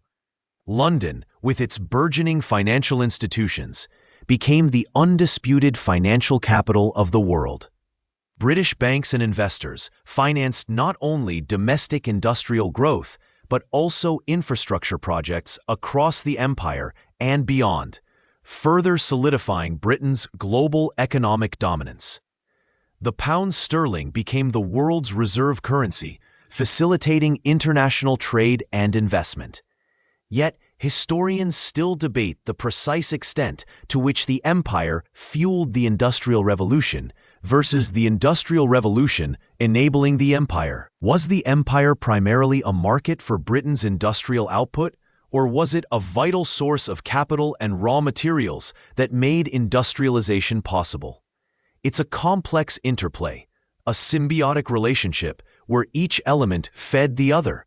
Wealth extracted from colonies, whether through direct taxation, trade imbalances, or resource exploitation, undoubtedly contributed to the capital accumulation that funded industrial expansion. At the same time, the superior products and technologies of industrial Britain were instrumental in establishing and maintaining control over these vast territories. The sense of British superiority, fueled by its industrial and military might, also contributed to the rise of social Darwinism and the civilizing mission. Many Victorians genuinely believed it was their duty to bring the benefits of British civilization, technology, and Christianity to what they perceived as backward peoples. This paternalistic ideology often masked and justified the harsh realities of colonial rule, the suppression of local cultures, and the exploitation of resources. By the turn of the 20th century, the British Empire reached its zenith, covering approximately 1/4 of the Earth's land surface and ruling over 1/4 of the world's population. From the bustling docks of Liverpool, ships laden with manufactured goods sailed to every corner of the globe, returning with raw materials and exotic produce. The sound of steam whistles and factory sirens echoed across the British Isles, a constant reminder of the nation's industrial prowess. The vast network of railways, telegraph lines, and shipping lanes, all radiating from London, seemed to bind the world into a single interconnected system, with Britain at its very heart. The Great Exhibition of 1851, housed in the magnificent Crystal Palace in Hyde Park, was a spectacular showcase of this imperial zenith and industrial might. Millions flocked to see the latest technological marvels, from massive steam engines to intricate textile machinery, alongside exotic displays from the colonies. It was a proud declaration to the world of Britain's unparalleled achievements, a celebration of progress and power. The very glass and iron structure of the Crystal Palace itself was a testament to new industrial techniques, a shimmering symbol of the age. But beneath the glittering surface of imperial power and industrial progress, the seeds of future challenges were already being sown. The intense competition among European powers for colonial territories would eventually contribute to the outbreak of global conflicts. The very act of industrialization also created new rivals, as nations like Germany and the United States began to develop their own industrial capacities, challenging Britain's long-held dominance. And within the empire itself, the forces of nationalism and self-determination, often ironically inspired by Western ideals, were slowly beginning to stir, setting the stage for a new chapter in the empire's long and complex story. The roar of the steam engine, once a sound of boundless progress, would eventually begin to fade, replaced by the rumble of distant thunder, signaling the inevitable shifts in the global order. The soft glow of gaslight began to chase away the lingering shadows of the industrial dawn, illuminating a new era, one that would come to be known as the Victorian Age. It was a time when the British Empire, like a colossal oak, stretched its branches across every continent, its roots delving deep into the earth of distant lands. Queen Victoria, a diminutive figure yet a monarch of immense symbolic power, ascended the throne in 1837, her reign destined to span more than 6 decades, an unprecedented period of stability and expansion. This was the Pax Britannica, a century of relative peace among the great powers, largely maintained by British naval supremacy and a complex web of economic interdependence. The Royal Navy, with its mighty ironclads and vast fleet, patrolled the world's oceans, ensuring the free flow of trade and protecting British interests, a silent, omnipresent guardian of imperial ambition. The very air seemed to hum with the rhythm of progress. The clatter of looms in Lancashire mills, the hiss of steam from locomotives traversing newly laid tracks, the rhythmic thud of printing presses churning out newspapers, all bespoke a nation at the vanguard of the modern world. The Great Exhibition of 1851, housed within the magnificent Crystal Palace in Hyde Park, served as a dazzling showcase of British industrial might and global reach. Visitors from across the world marveled at the intricate machinery, the exotic goods from distant colonies, and the sheer ingenuity of Victorian engineering. It was more than just an exhibition. It was a powerful declaration of Britain's preeminence, a tangible manifestation of its self-proclaimed role as the workshop of the world and the benevolent steward of civilization. Yet, beneath this gleaming veneer of progress and prosperity lay a complex tapestry of motivations and contradictions. The driving force behind this unprecedented expansion was not merely economic gain, though that was undeniably a significant factor. A pervasive ideology of imperial superiority took root, nurtured by a potent blend of racial theories, religious conviction, and a deeply ingrained sense of national destiny. This belief, often articulated as the white man's burden, posited that it was Britain's moral duty to civilize and uplift the lesser races of the world, to bring them the benefits of Christianity, Western education, and modern governance. This paternalistic view, while seemingly benign on the surface, often masked and justified brutal exploitation and cultural suppression. Consider the vastness of India, the jewel in the crown of the British Empire. After the Sepoy Mutiny of 1857, a bloody and traumatic uprising that shook the foundations of British rule, direct control passed from the East India Company to the Crown. This marked a significant shift, ushering in an era of more formalized administration and ambitious infrastructure projects.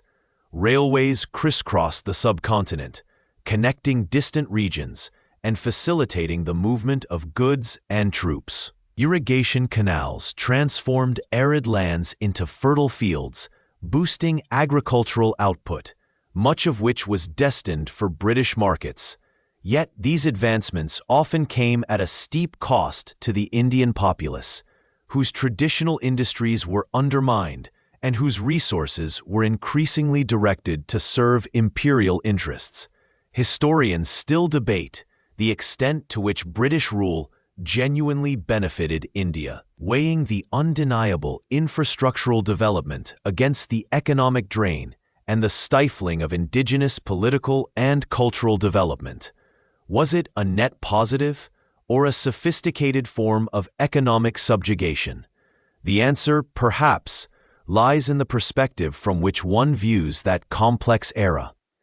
Beyond India, British influence radiated outwards. In Africa, the scramble for Africa saw European powers carve up the continent with astonishing speed and disregard for existing boundaries or ethnic divisions.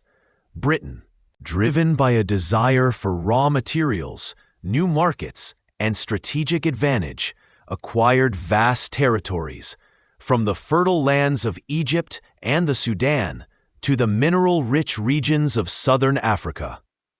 Figures like Cecil Rhodes, a fervent advocate of imperial expansion, dreamed of a continuous British dominion stretching from Cape to Cairo, a vision that underscored the ambition and often ruthless pragmatism of the era. The discovery of diamonds and gold in South Africa further fueled this acquisitive frenzy, leading to conflicts like the Anglo-Boer Wars, 1880 to 1881, and 1899 to 1902. Bitter struggles that exposed the brutal realities of imperial conquest and the human cost of empire. The use of concentration camps by the British during the Second Anglo-Boer War, though not designed for extermination, resulted in the deaths of thousands of Boer women and children, a stark and disturbing stain on the empire's humanitarian claims. Technological advancements played a crucial role in enabling this global reach. The advent of the steamship drastically reduced travel times, making distant colonies more accessible and facilitating the rapid deployment of troops and goods. The telegraph, a revolutionary invention, allowed for near instantaneous communication between London and its far-flung outposts, streamlining imperial administration and allowing for quicker responses to crises.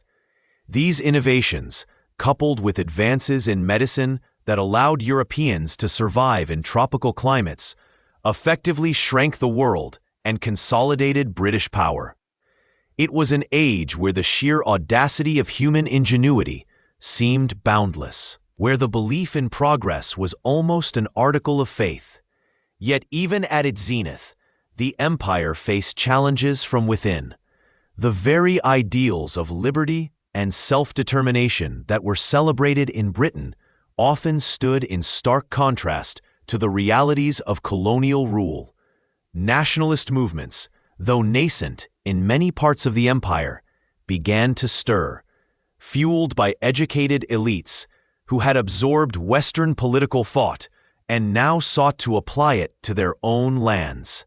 In Ireland, for instance, the desire for home rule became a persistent and often violent struggle, highlighting the inherent tensions between imperial control and the aspirations of subject peoples. The famine of the 1840s, a devastating period when 1 million Irish people died and another million emigrated due to potato blight, exacerbated anti-British sentiment, as many viewed the British government's response as inadequate and uncaring, further deepening the historical grievances. Moreover, the sheer scale and diversity of the empire presented immense administrative challenges. Governing such a vast and disparate collection of peoples, cultures, and economies required a complex bureaucracy and a constant balancing act. The methods of governance varied widely, from direct rule in India to protectorates in parts of Africa, and dominions like Canada and Australia that enjoyed increasing levels of self-governance. This patchwork approach, while flexible, also created inconsistencies and sometimes fostered resentment among those who felt they were treated as second-class citizens within the imperial system. The everyday lives of people across the empire, from the bustling streets of London to the remote outposts of the African interior, were profoundly shaped by this imperial reality. British tea became a global commodity, its cultivation in India and Ceylon transforming landscapes and economies. The red pillar box, a ubiquitous symbol of British postal service, appeared in cities across the world, a small, enduring testament to imperial infrastructure. Even the seemingly mundane details, like the adoption of Greenwich Mean Time as a global standard, reflected the subtle yet pervasive influence of British power. Perhaps these seemingly small details were the true sinews of empire, binding disparate lands together in a common, if often unequal, rhythm. As the 19th century drew to a close, the sun, it was famously said, never set on the British Empire. This boast, while geographically true, masked a growing unease. The costs of maintaining such a vast dominion were mounting, both financially and morally. Other emerging powers, particularly Germany and the United States, began to challenge Britain's industrial and naval supremacy, signaling a shift in the global balance of power. The very foundations of the imperial ideology, once so confidently asserted, were beginning to crack under the weight of their own contradictions. The seeds of future conflicts and eventual decolonization were being sown, quietly, almost imperceptibly, beneath the grand facade of Victorian imperial splendor. The empire, for all its might and reach, was a transient phenomenon, a colossal structure built on shifting sands, destined, like all great empires before it, to eventually recede into the annals of history. But for now, in the golden twilight of the Victorian age, it stood as a testament to human ambition, ingenuity, and the complex, often troubling, pursuit of global power. The echoes of imperial grandeur, once so resonant across the globe, began to falter as the 20th century unfolded, ushering in an era of unprecedented global conflict that would irrevocably alter the landscape of power. The First World War, a conflagration born of European rivalries, drew the empire into a conflict far more devastating than any it had previously faced. From the sun-drenched plains of India to the remote villages of Africa, men were conscripted, resources extracted, and loyalty tested. Over 1.5 million Indian soldiers served in the war, fighting in distant lands like France, Mesopotamia, and East Africa, their sacrifices often overlooked in the annals of Western history. The sheer scale of mobilization, the disruption to trade, and the immense financial cost placed an unprecedented strain on the imperial system. Promises of greater autonomy and self-governance, whispered in the trenches and on the battlefields, stirred aspirations that could not easily be quelled once the guns fell silent. The fragile peace that followed was but a brief interlude before the world was plunged into an even more destructive abyss. The Second World War, a truly global conflict, delivered the decisive blow to the empire's already weakened foundations. Britain, standing almost alone against the Nazi onslaught for a crucial period, relied heavily on its imperial resources and manpower.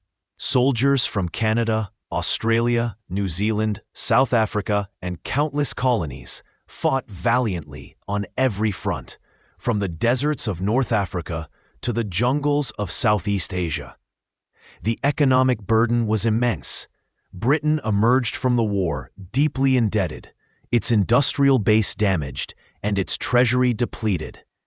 The illusion of invincibility, cultivated over centuries, was shattered by the relentless bombing of its cities and the grim reality of its vulnerability. The war also exposed the hypocrisy of fighting for freedom and democracy abroad, while denying it to millions within the empire. Nationalist movements, already simmering, gained powerful momentum, fueled by the sacrifices made and the universal ideals articulated during the conflict. One lesser-known detail from this period is the role of colonial subjects in the British war effort beyond direct combat. In addition to soldiers, vast numbers of laborers, nurses, and support staff from across the empire contributed to the war, often under harsh conditions.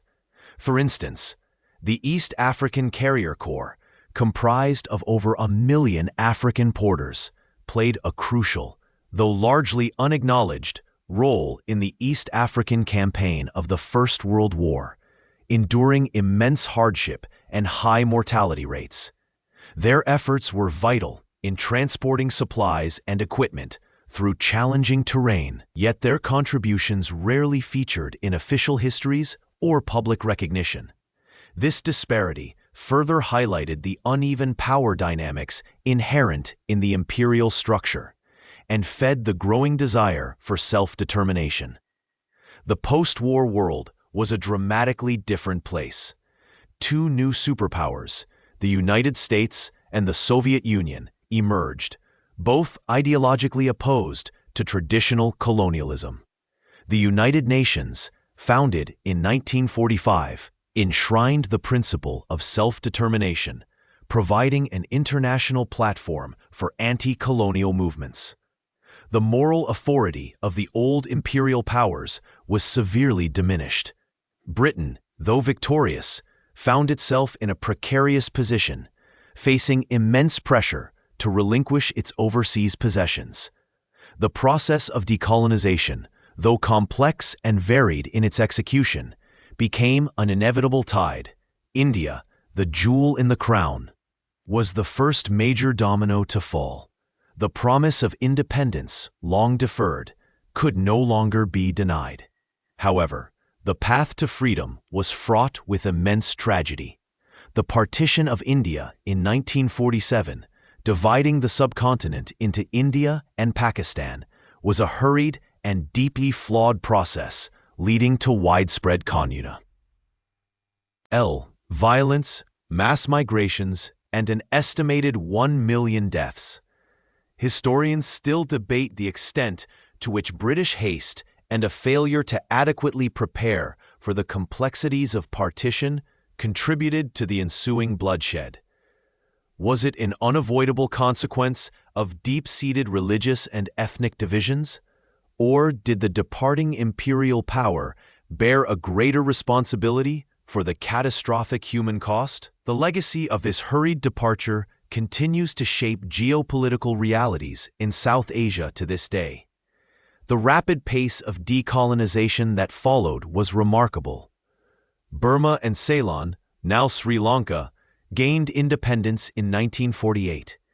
In Africa, the 1950s and 1960s saw a wave of nations achieving self-rule, often through peaceful negotiations, though sometimes after bitter struggles. Ghana, under the charismatic leadership of Kwame Nkrumah, became the first sub-Saharan African nation to gain independence from British rule in 1957. A moment that sent ripples of hope and inspiration across the continent. Nigeria followed in 1960, and Kenya after the brutal Mau Mau uprising in 1963. Each transition presented unique challenges, from establishing stable political institutions to building national economies independent of colonial structures. The Suez Crisis of 1956 served as a stark reminder of Britain's diminished global standing. When Egypt nationalized the Suez Canal, a vital waterway connecting Europe and Asia, Britain and France, in collusion with Israel, launched a military intervention. The United States and the Soviet Union, however, condemned the action, forcing Britain to withdraw in humiliation. This episode vividly demonstrated that Britain could no longer act unilaterally on the world stage without the approval or at least acquiescence of the new superpowers. It was a clear signal that the era of imperial gunboat diplomacy was truly over. The process of decolonization was not simply a matter of lowering the Union Jack and raising a new national flag. It involved the painstaking work of nation-building, often with arbitrary borders drawn by colonial powers that encompassed diverse ethnic and linguistic groups. The inherited administrative structures, legal systems, and educational models, while sometimes providing a foundation, also carried the imprint of imperial design, sometimes ill-suited to the local context. The economic ties remained strong, often in the form of unequal trade relationships and continued reliance on former colonial markets. The Commonwealth of Nations, a voluntary association of former British colonies, emerged as an attempt to maintain a connection, transforming the empire into a network of independent states. It was a soft landing, perhaps for a retreating power, offering a sense of continued influence without the direct burdens of governance. The final vestiges of empire continued to recede throughout the latter half of the 20th century. Hong Kong, a bustling economic powerhouse, was returned to China in 1997, marking a symbolic end to a significant chapter of British imperial history. The handover ceremony, watched by millions around the world, was a poignant moment, signifying the formal conclusion of direct British rule over a major territory. While a few small overseas territories remain scattered across the globe, they are largely self-governing and represent a tiny fraction of the vast empire that once spanned a quarter of the Earth's landmass. The legacy of empire, however, is not confined to history books or faded maps.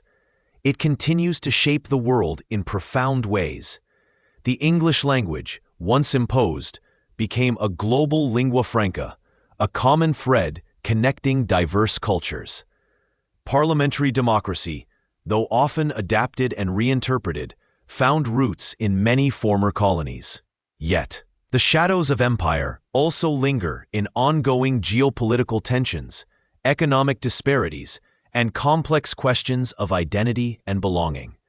The lines drawn on maps, the economic structures established, and the social hierarchies reinforced, continue to influence contemporary societies. Perhaps these enduring echoes whisper stories of both progress and pain, of shared histories and unresolved grievances, reminding us that the past, even when seemingly concluded, continues to resonate in the present. The grand imperial project, born of ambition and opportunity, ultimately dissolved under the weight of its own contradictions and the irresistible force of global change. The echoes of war, though distant, reverberated through the very foundations of empire. The Second World War had left Britain victorious, yet profoundly altered. Its cities bore the scars of aerial bombardment, its treasury was depleted, and its global standing, while still significant, was undeniably shifting. The immense cost of the conflict, both human and financial, accelerated a process that had been slowly unfolding for decades, the dismantling of the British Empire. India, the jewel in the crown, had long yearned for self-rule, and the war had only intensified these aspirations.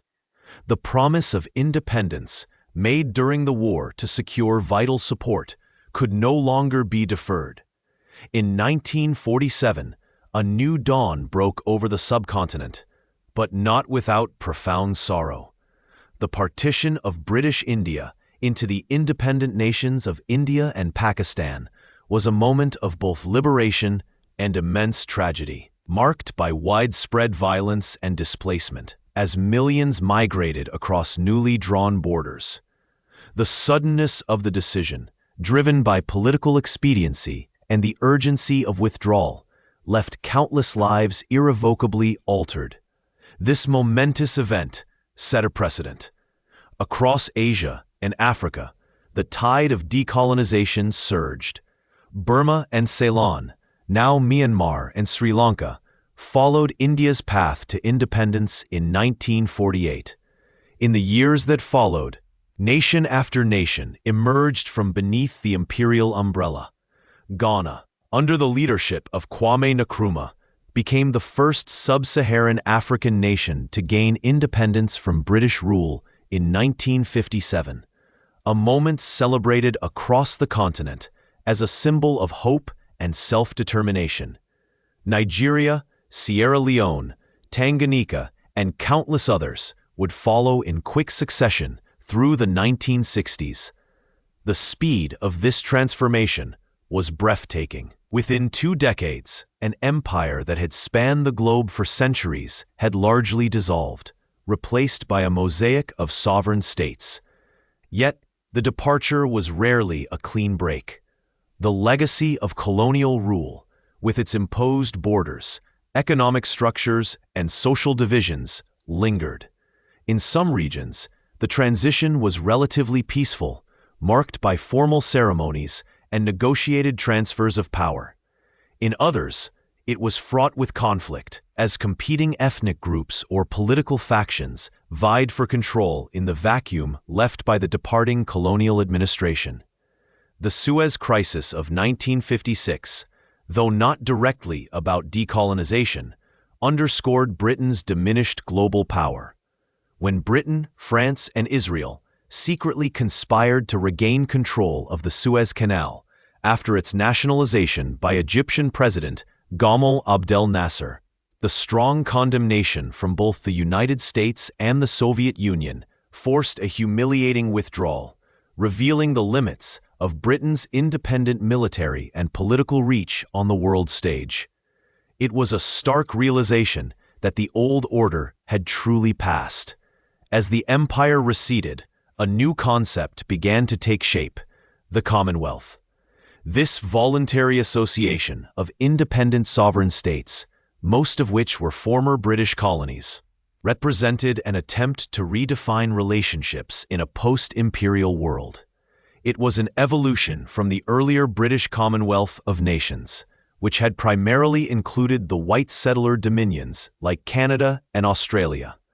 The modern Commonwealth, formally established in 1949 with the London Declaration, allowed republics to remain members, signifying a crucial shift away from requiring allegiance to the British Crown. This flexibility was vital in attracting newly independent nations, many of whom had fought hard to shed imperial ties. The Commonwealth aimed to foster cooperation in areas such as trade, education, health, and democracy, built on shared values and historical connections, rather than imperial dominance. However, the nature of these shared values was often debated. For some, the Commonwealth offered a pathway to continued collaboration and mutual support. For others, it was viewed with suspicion, a subtle attempt to maintain influence or a mere talking shop with little tangible power. Historians still debate whether the Commonwealth genuinely eased the transition to independence for many nations, providing a stable framework for post-colonial development, or if it merely perpetuated a form of neo-colonialism, allowing Britain to retain economic and cultural ties that benefited its own interests. The truth likely lies somewhere in between, varying greatly depending on the specific nation and the period in question. Britain, too, grappled with its new identity. The loss of empire was a profound psychological shift for a nation that had long defined itself by its global reach and imperial power. The immediate post-war years saw a focus on domestic reconstruction and the establishment of the welfare state, including the creation of the National Health Service in 1948, a monumental undertaking that transformed access to healthcare for all citizens. This internal focus was, in part, a response to the economic realities of a war-torn nation, but also a reflection of a changing national narrative. The image of Britannia ruling the waves gradually faded, replaced by a more introspective and European-facing identity. The influx of immigrants from former colonies, particularly from the Caribbean, India, and Pakistan, further reshaped British society. These individuals, often invited to help rebuild the war-damaged economy and fill labor shortages, brought with them diverse cultures, languages, and traditions. The arrival of the HMT Empire Windrush in 1948, carrying hundreds of passengers from the Caribbean, became an iconic moment, symbolizing the beginning of a new, multicultural Britain. This demographic shift, while enriching the nation, also presented challenges, leading to periods of social tension and the need for new legislation to address issues of race and discrimination. The Race Relations Act of 1965, for example, was a landmark piece of legislation aimed at outlawing discrimination on the grounds of race, color, ethnic, or national origins. Economically, Britain sought new avenues for growth and influence. The post-war period saw a gradual shift towards closer ties with Europe. After initial hesitation, Britain eventually joined the European Economic Community, EEC, in 1973, a decision that marked a significant turning point in its geopolitical orientation. This move was driven by a desire to secure economic prosperity and to align with a powerful trading bloc, signaling a departure from its traditional imperial focus. The Commonwealth, while still important, became one of several international relationships rather than the primary one. The late 20th and early 21st centuries saw Britain continue to navigate its post-imperial landscape. The handover of Hong Kong to China in 1997, a territory leased for 99 years, represented the symbolic end of the last significant colonial outpost. It was a meticulously planned transition, yet one filled with a sense of historical closure. Today, the Commonwealth endures, comprising 56 member states, representing over 2.5 billion people. It continues to address global challenges, from climate change to democratic governance, often through quiet diplomacy and shared initiatives. The legacy of empire, however, remains a complex and often contested topic within Britain and its former colonies. Debates about historical reparations, the restitution of cultural artifacts, and the interpretation of colonial history continue to unfold, reflecting the ongoing process of understanding and reckoning with the past. The British identity, once so intertwined with its imperial dominion, has evolved into a multifaceted tapestry, woven from centuries of history, global connections, and the ever-present dialogue between tradition and modernity.